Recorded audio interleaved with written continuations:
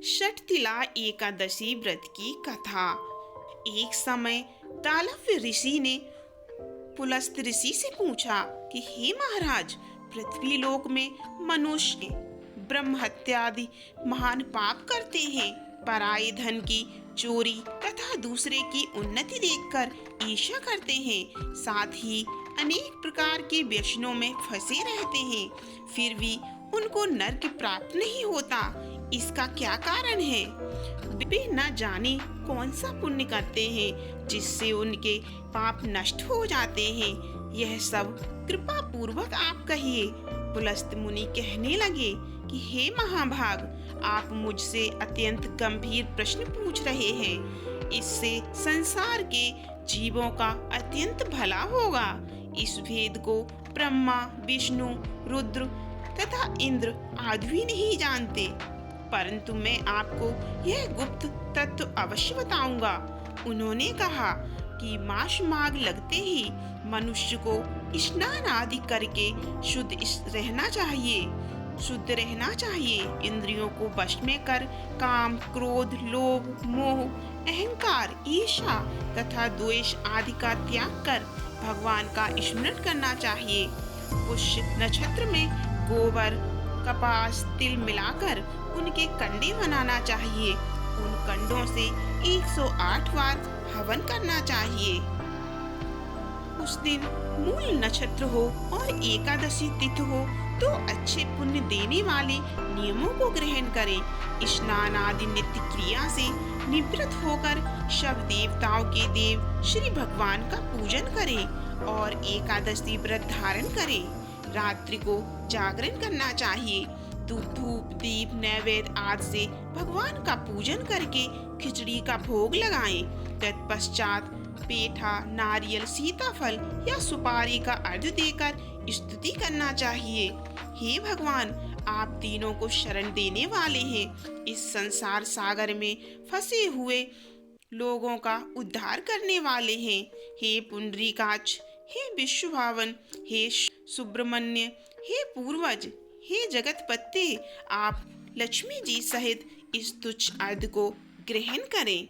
इसके पश्चात जल से भरा कुंभ ब्राह्मण को दान करें तथा ब्राह्मण को श्यामा गौ और तिल पात्र देना भी उत्तम है। तिल स्नान और भोजन दोनों ही श्रेष्ठ हैं। इस प्रकार जो मनुष्य जितने तिलों का दान करता है उतने ही 1000 वर्ष स्वर्ग में वास करता है। तिल स्नान, तिल का उपटन, तिल का हवन, तिल का तर्पण, तिल का भोजन और तिल का दान, ये 6 प्रकार के हैं। इनके प्रयोग के कारण षटतिला एकादशी कहलाती है। पुलस्त ऋषि कहने लगे कि अब मैं तुमसे इस एकादशी की एक कथा कहता हूँ। एक समय नारद जी ने भगवान श्री विष्णु से यही प्रश्न किया था और भगवान ने जो षटतिला एकादशी का महात्म्य नारद जी से कहा सो मैं तुमसे कहता हूँ। भगवान ने नारद जी से कहा कि हे नारद, तुमसे मैं सत्य घटना कहता हूँ, ध्यान पूर्वक सुनो। प्राचीन काल में मृत्युलोक में एक ब्रह्मानी रहती थी। वह सदैव व्रत किया करती थी। एक समय वह 1 मास तक व्रत करती रही। इससे उसका शरीर अत्यंत दुर्बल हो गया। यद्यपि वह अत्यंत बुद्धिमान थी, फिर भी उसने कभी देवताओं या ब्राह्मणों के निमित्त अन्न या धन का दान नहीं किया था। इससे मैंने सोचा कि ब्रह्माणी ने व्रत आदि से अपना शरीर शुद्ध कर लिया है। अब इसे विष्णु लोक तो मिल ही जाएगा, परंतु इसने कभी अन्न का दान नहीं किया। इससे इसकी तृप्ति होना कठिन है। भगवान ने आगे कहा, ऐसा सोचकर मैं भिखारी के वेश में मृत्युलोक में उस ब्रह्माणी के पास गया और उससे भिक्षा मांगी। वह ब्रह्माणी बोली, महाराज किस लिए आए हो? मैंने कहा, मुझे भिक्षा चाहिए। इस पर उसने एक मिट्टी का ढेला मेरे भिक्षा पात्र में डाल दिया। मैं उसे लेकर स्वर्ग में लौट आया। कुछ समय बाद ब्रह्माणी भी शरीर त्याग कर स्वर्ग में आ गई। उस ब्रह्माणी को मिट्टी का दान करने से स्वर्ग में सुंदर महल मिला, परंतु उसने अपने घर को अन्न आदि सब सामग्रियों से शून्य पाया। घबराकर वह मेरे पास आई और कहने लगी, हे भगवान, मैंने तो अनेक व्रत आदि से पूजा की है, परंतु फिर भी मेरा घर अन्य आदि सब वस्तुओं से खाली है। इसका क्या कारण है? इस पर मैंने कहा, पहले तुम अपने घर जाओ, देव स्त्रियां आएंगी तुम्हें देखने के लिए। पहले उनसे तुम सठतिला एकादशी का पुण्य और विधि सुन लो, तब द्वार खोलना। मेरे ऐसे वचन सुनकर वह अपने घर गई।